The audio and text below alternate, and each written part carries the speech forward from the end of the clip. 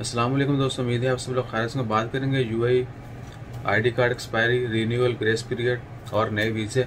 Dear all, will discuss about UAE visa ID card expiry and new visa, and this video will be in two part. First will be in Urdu, second will be in English.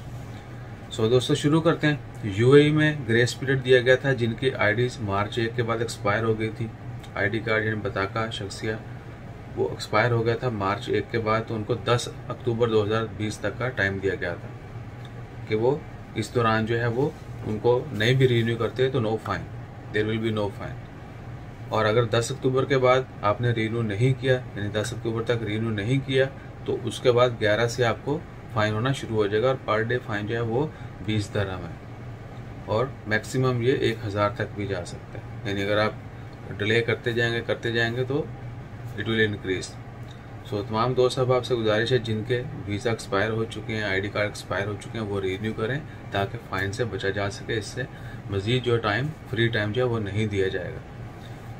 उसके बाद है नए वीज़ों के बारे में। UAE government ने announcement कर दी है कि गवर्नमेंट सेक्टर में और डोमेस्टिक वर्कर जितने भी हैं और गवर्नमेंट की जितनी भी कंपनीज हैं उनके लिए नए वीज़ा जो हैं वो इशू करना शुरू कर दिए हैं। वर्क परमिट जो हैं वो इशू करना शुरू कर दिए गए हैं, लेकिन अभी और सभी कंपनी का नहीं, लिमिटेड कंपनीज के बहुत ज़्यादा, यानी ऑलरेडी दे अनाउंस, लेकिन चंद कंपनियां ऐसी भी होंगी जिनके वर्क परमिट इशू नहीं किए जाएंगे। होपफुली आने वाले कुछ दिनों में वो भी अनाउंसमेंट कर दी जाएगी। सो इंशाल्लाह खैर दुआ है कि अल्लाह ताला हम सबको, आप सबको अपनी हिफ्ज़ ईमान में रखे। Now in English, dear all those people whose ID card was expire since March 2020 until October 10.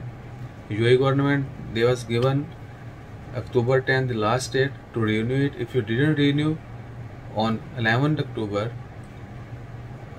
onward 11 October there will be fine, and daily fine is 20 dirham, and it can be 1000 as well. So renew your permit, renew your ID card before 10 October if you want to save money from fine. And another thing, UAE government already announced to issue new visas, new work permit. Not for all companies, there are limited companies only for government and some semi-government companies and few private companies. So inshallah khair, please take care of yourself. Jazakallah, Allah Hafiz.